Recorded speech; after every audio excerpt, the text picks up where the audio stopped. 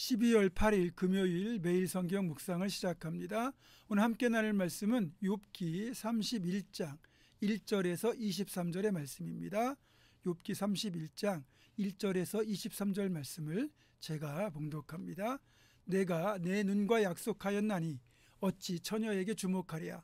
그리하면 위에 계신 하나님께서 내리시는 분깃이 무엇이겠으며 높은 곳에 전능자께서 주시는 기업이 무엇이겠느냐. 불의한 자에게는 환난이 아니겠느냐. 행악자에게는 불행이 아니겠느냐. 그가 내 길을 살피지 아니하시느냐. 내 걸음을 다 세지 아니하시느냐. 만일 내가 허위와 함께 동행하고 내 발이 속임수에 빨랐다면 하나님께서 나를 공평한 저울에 달아보시고 그가 나의 온전함을 아시기를 바라노라. 만일 내 걸음이 길에서 떠났거나 내 마음이 내 눈을 따랐거나 내 손에 더러운 것이 묻었다면 내가 심은 것을 타인이 먹으며 나의 소출이 뿌리째 뽑히기를 바라노라. 만일 내 마음이 여인에게 유혹되어 이세 문을 엿보아 문에서 숨어 기다렸다면 내 아내가 타인의 맷돌을 눌리며 타인과 더불어 동침하기를 바라노라. 그것은 참으로 음란한 일이니 재판에 해부할 죄악이요 멸망하도록 사르는 불이니 나의 모든 소출을 뿌리째 뽑기를 바라노라. 만일 남종이나 여종이 나와 더불어 쟁론할 때에 내가 그의 권리를 저버렸다면 하나님이 일어나실 때에 내가 어떻게 하겠느냐. 하나님이 심판하실 때에 내가 무엇이라 대답하겠느냐. 나를 태 속에 만드신 이가 그도 만들지 아니하셨느냐. 우리를 뱃속에 지으신 이가 한 분이 아니시냐. 내가 언제 가난한 자의 소원을 막았거나 과부의 눈으로 하여금 실망하게 하였던가. 나만 혼자 내 떡덩이를 먹고 고아에게 그 조각을 먹이지 아니하였던가. 실상은 내가 젊었을 때부터 고아 기르기를 그의 아비처럼 하였으며 내가 어렸을 때부터 과부를 인도하였노라.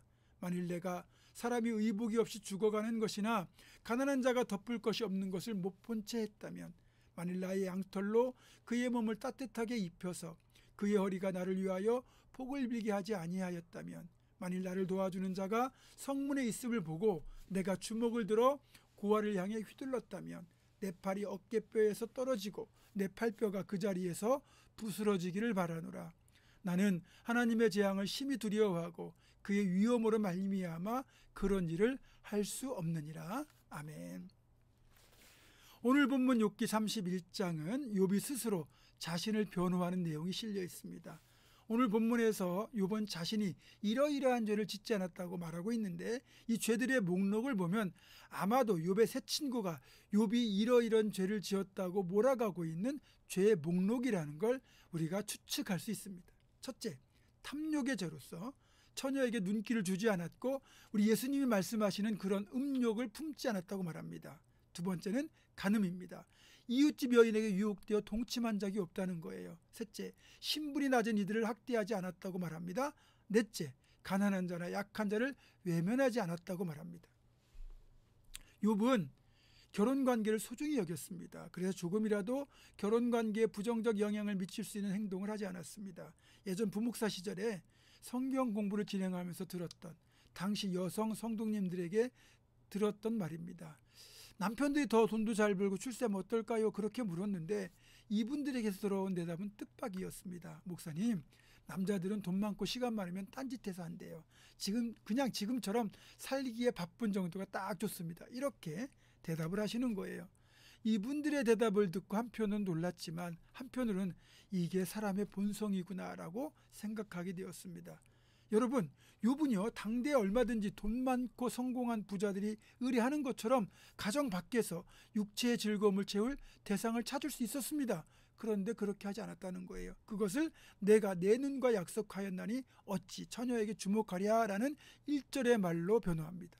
또 자신이 먼저 다른 이성에게 눈길을 돌리는 적극적인 행동도 하지 않았지만 이어서 이성이 유혹한다 해도 마음을 뺏기지 않았다고 말합니다. 9절입니다. 만일 내 마음이 여인에게 유혹되어 이웃의 문을 엿보아 문에서 숨어 기다렸다면. 지금 욥이 열거하고 있는 이 죄악들, 그 음욕을 품거나 간통을 하는 일은 욥이 생존했던 당시나 지금에도 크게 죄라고 여기지 않는 것들입니다. 어찌 보면 사소한 죄라고 할 수 있는 부분까지 욥은 철저히 지키려고 애를 썼고 당연히 누가 보더라도 손가락질 받을 만한 큰 죄는 더더욱 짓지 않았다는 뜻입니다. 사실 육체의 욕망을 이기는 것도 쉬운 일은 아니겠지만 그래도 많은 이들이 이런 육체의 욕망을 잘 절제하며 살아가고 있습니다. 그렇다고 해서 절제하는 것이 쉬운 것도 아니라는 겁니다. 언제라도 넘어질 수 있거든요. 누구보다 이런 유혹을 많이 받을 수 있는 욥이었는데 욥이 이렇게 자신의 욕망을 절제할 수 있었던 비결은 하나님을 의식하며 살았기 때문입니다. 욥은 하나님 모든 것을 보시고 헤아리시는 분이심을 알았고 공정한 재판장이 되심도 알았습니다. 그래서 하나님 앞에서 하나님의 시선을 늘 의식하며 숨김없이 정직하게 살고자 했던 거지요. 이것이 육체의 욕망을 이기는 비결이었고 또 우리가 육체의 욕망을 이길 수 있는 비결이기도 합니다. 다음으로 욥은 낮은 자를 학대하거나 가난한 자를 외면하지 않았습니다. 이 두 가지는 앞에 두 가지에 비하면 더 지키기는 어렵지만 지키지 않았다고 해서 비난받을 이유가 없는 행위들인 겁니다. 하지만 앞에 두 가지의 죄를 범하는 것도 하나님 앞에 부끄러운 죄악이지만 사실 뒤에 두 가지는 하나님 힘써 지키라고 당부하셨던 내용임을 우리는 기억해야 됩니다. 앞에서도 언급했지만 욥은 하나님에게 자신의 행위를 낱낱이 고백하고 있습니다.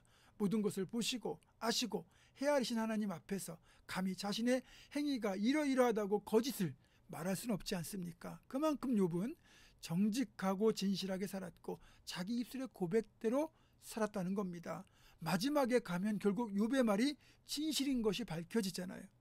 여러분, 욥이 살았던 삶처럼 우리가 정직하고 깨끗한 삶, 믿음의 선한 삶을 살려면 우리 역시 우리의 눈과 마음의 생각을 지킬 수 있어야 됩니다.